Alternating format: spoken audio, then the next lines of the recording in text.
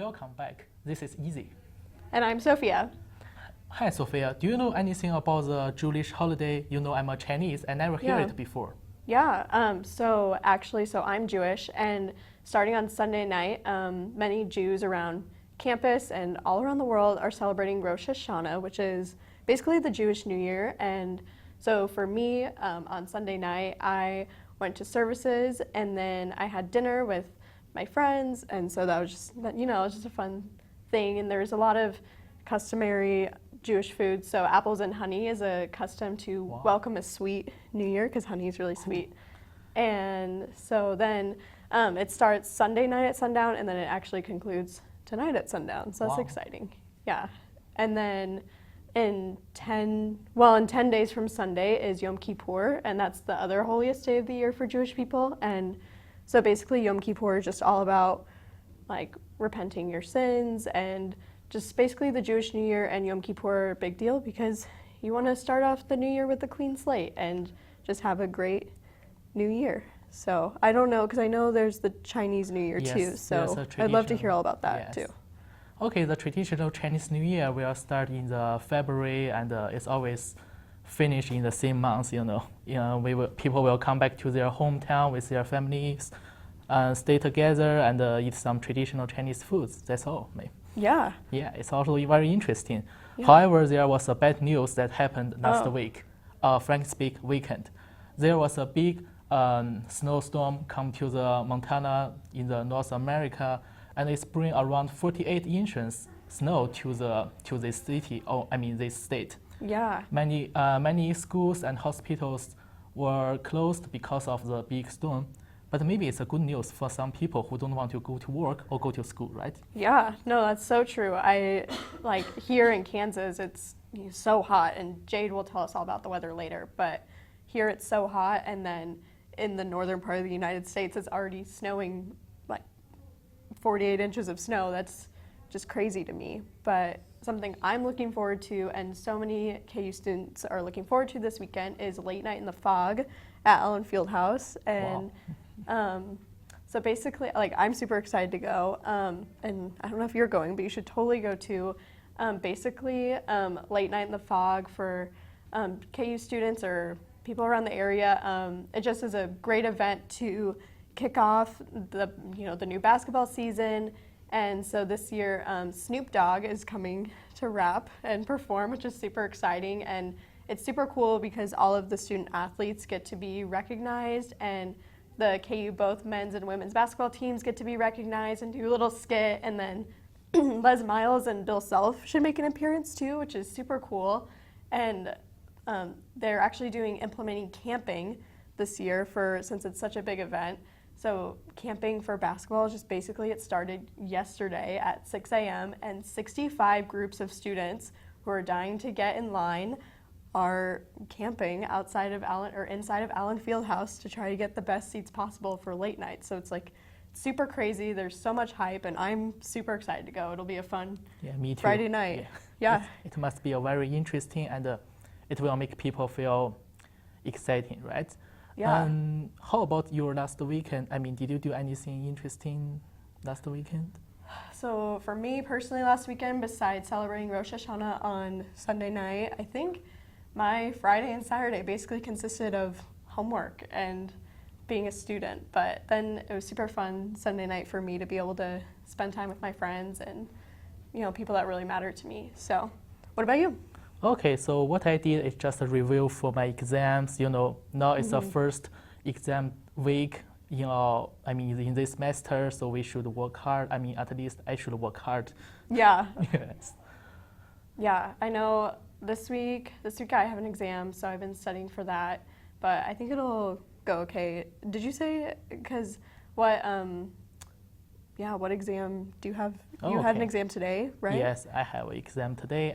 Frank speak 40 minutes later, Yeah. So that's all we have for now, and please just have a break, and Mike will bring a very special guest come back to there.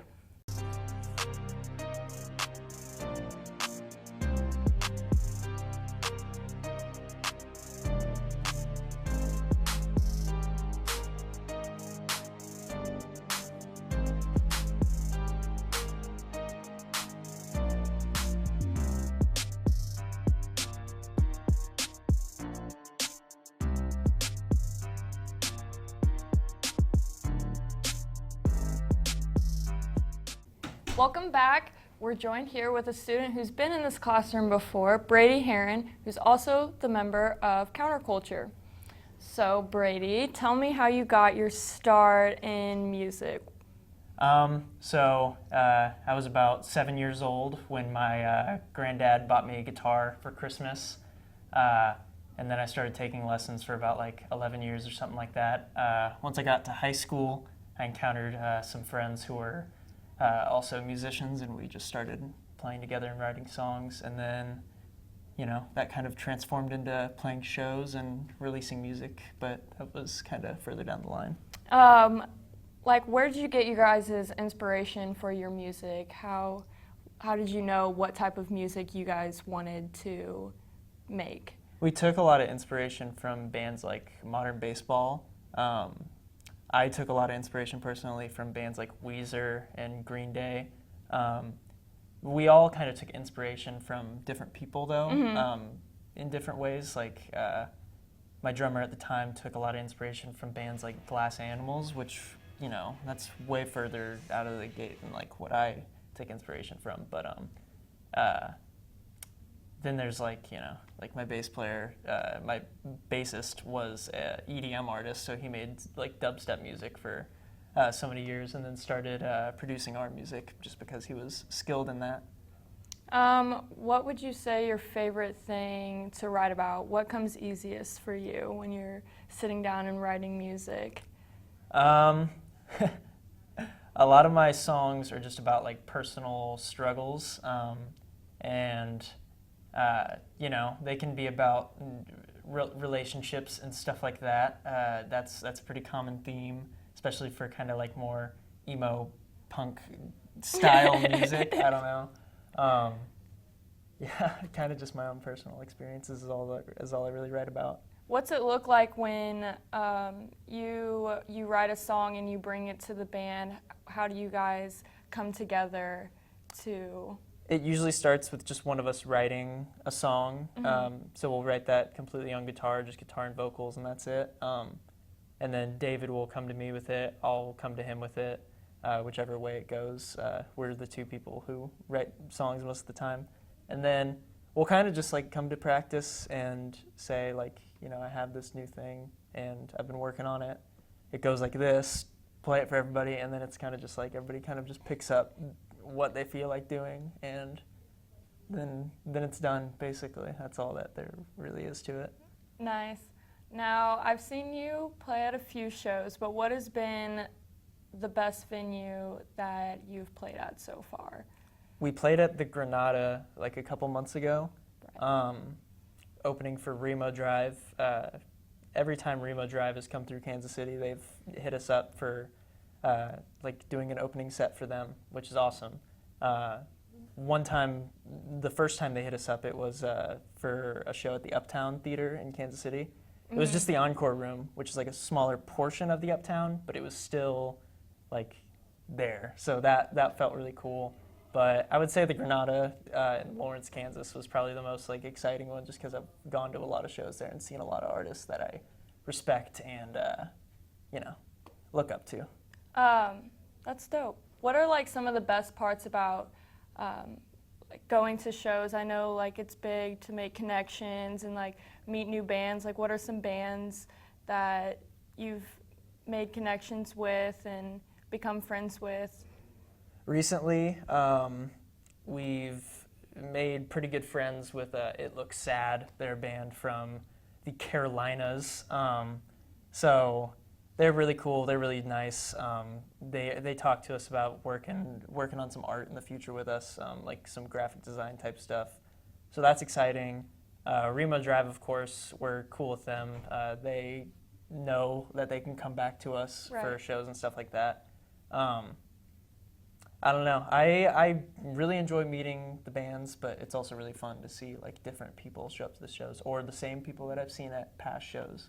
Because it's just cool that they've seen me more than once, even if it's just because I'm with a band that they like. That feels pretty good to me. Right. And I know you guys have gotten a new drummer, so what do you say, what's the future of Counterculture look like for you guys? With our new drummer, we've taken in over the past year. We've just kind of evolved our sound a lot more. Got a little bit harder, a little bit more jagged edges, I guess you could say, in our music. But we're just looking to rebrand, start recording some new stuff, and hopefully get on the road for a tour within the next year or so. Awesome. Yeah. Do you have anything you would like to add about Counterculture? Any upcoming shows that you want to... Check us out on Spotify and iTunes and all that, Counterculture. And, come see us in North Kansas City or Lawrence sometime. We play shows pretty often in the area. So Don't you have a show at the October Rhino coming up? 5th Yep. and November 15th. October 5th is a house party show, so there's not tickets or anything for that one, but All right. if you get in touch with the right people, then you can come. Sounds good. We're going to come back and be back with news, so stay tuned. From adversity, we rose. We made history and became pioneers, voyagers, champions, Jayhawks. And when our chant rises, haunting and hallowed, Jayhawks are telling the world what's near. Victory. Welcome back. I'm Chloe. And I'm Paige. This is your Tuesday Good Evening KU News Update. As more details come out surrounding President Trump's phone call with Ukraine President Volodymyr Zelensky and the whistleblower complaint, Trump's lawyer Rudy Giuliani is now being implicated.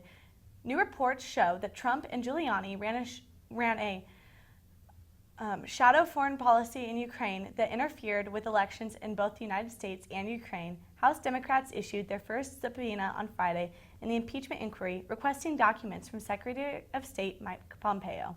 A man accused of driving an SUV through the mall in suburban Chicago earlier this month is now facing a charge of state terrorism. 22-year-old Javier Garcia is charged with one felony count each of terrorism and criminal damage to property. Garcia was also denied bail. Police say that Garcia acted alone and a motive has not been determined. Garcia allegedly crashed a black Chevrolet Trailblazer into Woodfield Mall on September 20th. A former KU assistant volleyball coach was sentenced in the burglary case in which he stole underwear from athletes on the team. 24-year-old Skylar Yee was sentenced to 60 days in jail and 2 years of probation after being convicted for 2 counts of felony residential burglary. He is also required to register as a sex offender for 15 years and is banned from coaching volleyball or any other sport. Yee was initially arrested and charged on February of this year. Travis Scott just surprised fans yesterday with the announcement of a new single entitled Highest in the Room, which is set to drop on Friday, October 4th.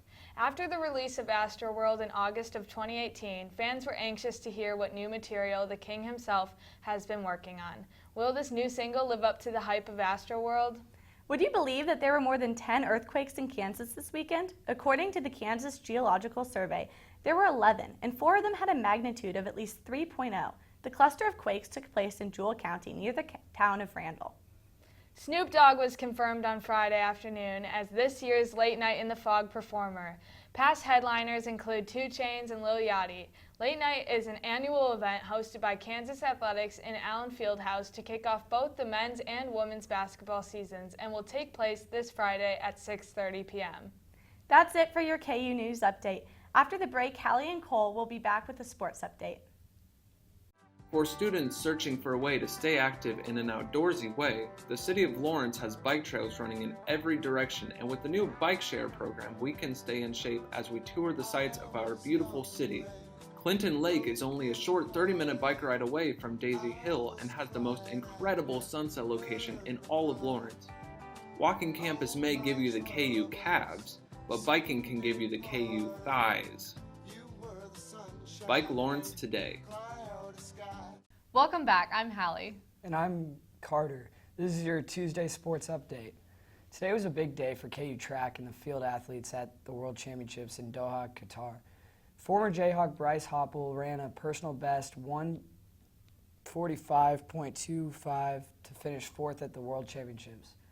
And senior Gleb Dudarev advanced to the finals in the hammer throw with a mark of 76 meters 22. That's 250 feet even. The hammer throw finals will be tomorrow. We all know the KU football team fell to TCU over the weekend, losing 51-14. But it was turnovers that plagued the Jayhawks and allowed the Horned Frogs to get to a 38-0 lead by halftime. Kansas actually won the second half, outscoring TCU 14-13 over the final 2 quarters. Head coach Les Miles says the defense actually played well. I think the effort and energy was there. I really do, and put the defense in a tough position, and I still think they performed.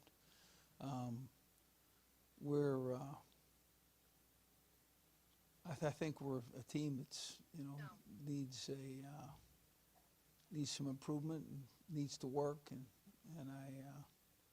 I think they'll do that. I really don't have a lot of questions there. I think that they're not talking right now, right? you know. Okay, I'll listen. I think that quality that you speak to will certainly show itself as we go forward. The Jayhawks will host the sixth-ranked Oklahoma Sooners on Saturday. Kickoff is at 11 a.m. The soccer team split a pair of matches last week at Rock Chalk Park. KU lost 1-0 to Texas on Thursday and beat Baylor 4-1 on Sunday.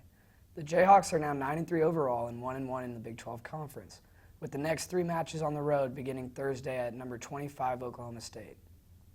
The volleyball team continues to struggle. The Jayhawks lost their conference opener to Baylor on Saturday and faced road trips to Iowa State and Oklahoma this week. KU is just 4-7 on the season and has lost 5 matches in a row.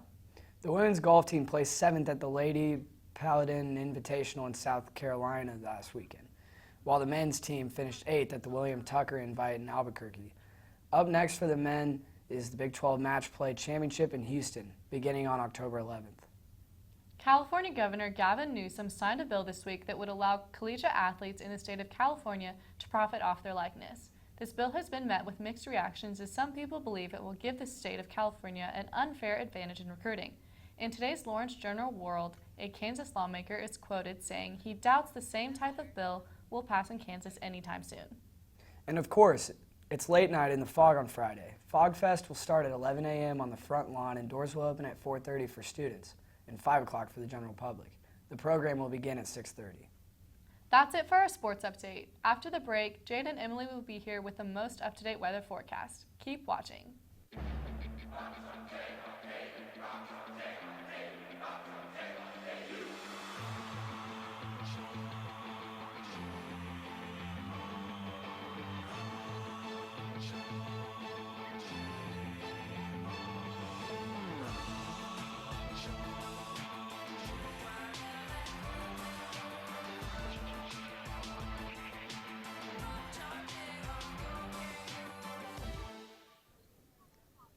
Hi, welcome back to Good Evening KU. I'm Jade Stevensmeyer with your weather forecast for this evening. But first we're going to go outside to Emily, who's outside.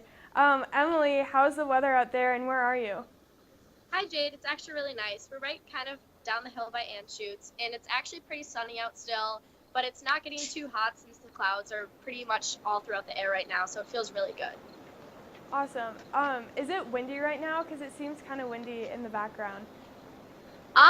Honestly, not really from where we're standing, but we're kind of protected by a building. It hasn't been too windy out today, so it's a little bit of a nicer area to walk out. Okay, cool. And then one more question for you. What are people wearing outside since it's so hot? Are people wearing fall clothes, or are people still wearing their summer clothes? People are still kind of wearing t-shirts and shorts. Some people are starting to wear layers, but I'd say for the majority, people are still wearing t-shirts and shorts outside. Okay, awesome. Thanks so much, Emily. We're going to bring it back inside right now. So right now outside it is 88 degrees, pretty hot and partly cloudy, and it's also really windy with winds from the south at 15 miles per hour. For the rest of the evening, it's going to stay cloudy, it's going to stay warm, and it's also going to stay really windy.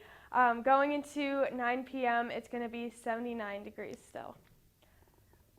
For the rest of tonight, it's going to get down to 67 degrees, and there's also a 60% chance of thunderstorms that'll probably start around 10 p.m. or so and continue into the rest of tonight.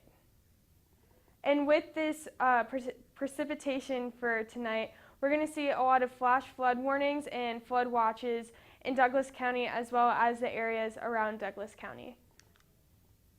For tomorrow, as I said, it's going to rain in the morning, continuing through the night, and then it'll probably rain throughout the afternoon as well, 90% chance of rain, and a little bit lighter winds tomorrow and a high of 81 degrees. The rest of the week is a little bit cooler than it has been. As I said, tomorrow is going to be pretty warm and rainy, 81 degrees, with a little bit of fall weather on Thursday, 66 as the high. Looking into this weekend though, Friday and Saturday, we will expect a lot of rain. And then continuing into Sunday, Monday, Tuesday, the sun is going to come back up and we can expect highs in the high 60s and the low 70s. But that's all we have for you today on Good Evening KU. Thanks so much for watching, and we'll see you next week.